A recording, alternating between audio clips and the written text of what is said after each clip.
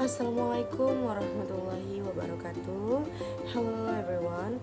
Perkenalkan, nama saya Deswita Maharani dengan NIM 203200257. Saya dari kelas MP5D. Video ini berjudul konflik dan komunikasi dalam organisasi. Nah, ini adalah video lanjutan atau judul keempat dari pembahasan sebelumnya.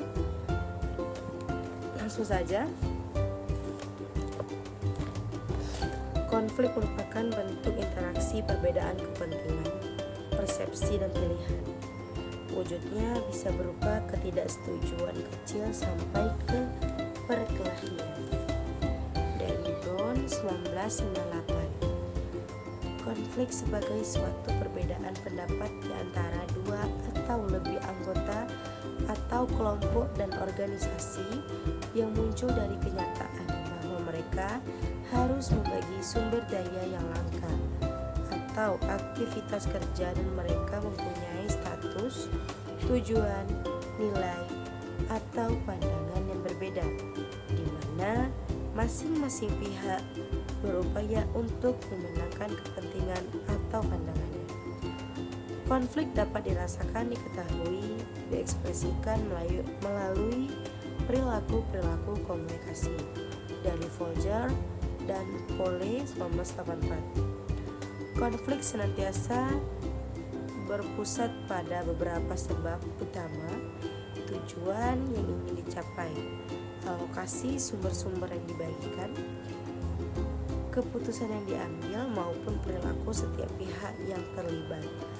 Myers 1982, 234, 237, Krebs 1986, 185, Stewart 1993, 341. Interaksi yang disebut komunikasi antara individu yang satu dengan yang lainnya tak dapat disangkal atau menimbulkan konflik dalam level yang berbeda-beda. DeVito 1995, 381.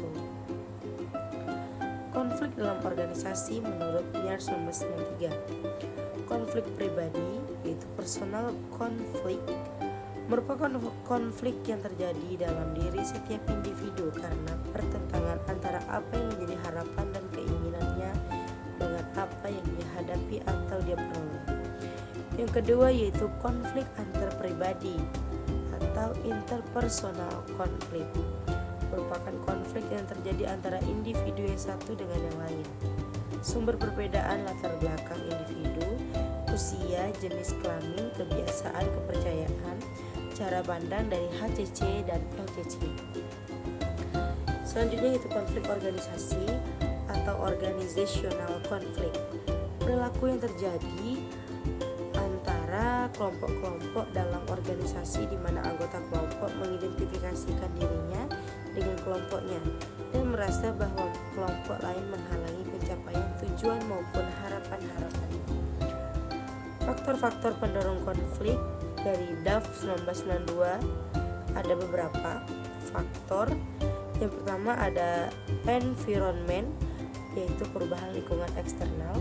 Size, yaitu perubahan ukuran perusahaan sebagai akibat tuntutan persaingan. Teknologi, yaitu perkembangan teknologi. Goals, yaitu pencapaian tujuan organisasi. Struktur, yaitu struktur organisasi. Dampak konflik dari negatifnya. Konflik bisa menimbulkan dampak negatif, misalnya melemahnya hubungan antar pribadi, timbulnya sikap marah, perasaan terluka, ketersaingan. Krebs 1986, 187. Pada tahap ini konflik ditandai dengan sikap tidak saling percaya antar satu kelompok dengan kelompok lain yang lambat laun ditunjukkan secara verbal maupun nonverbal.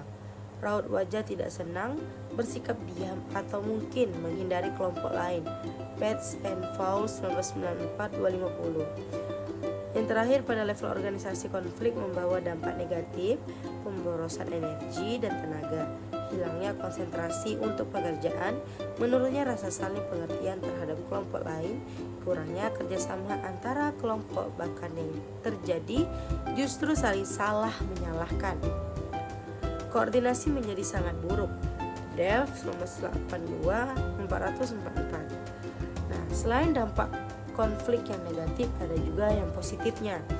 Yang pertama, ada sebagai tanda peringatan dini terhadap masalah yang muncul, sebagai kartu pengaman, meningkatkan interaksi dan keterlibatan kelompok untuk berdiskusi menyelesaikan masalah yang timbul, menumbuhkan kreativitas, menjembatani penyelesaian masalah, mendorong penyampaian informasi antar kelompok, dan menguji ide-ide yang muncul dari anggota organisasi dan solusi yang ditawarkan atas masalah yang terjadi.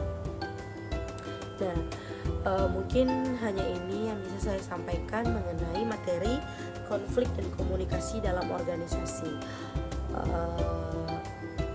Hanya ini yang bisa saya sampaikan. Lebih dan kurang saya mohon maaf. Wabillahi taufiq wal hidayah. Assalamualaikum warahmatullahi wabarakatuh. See you guys.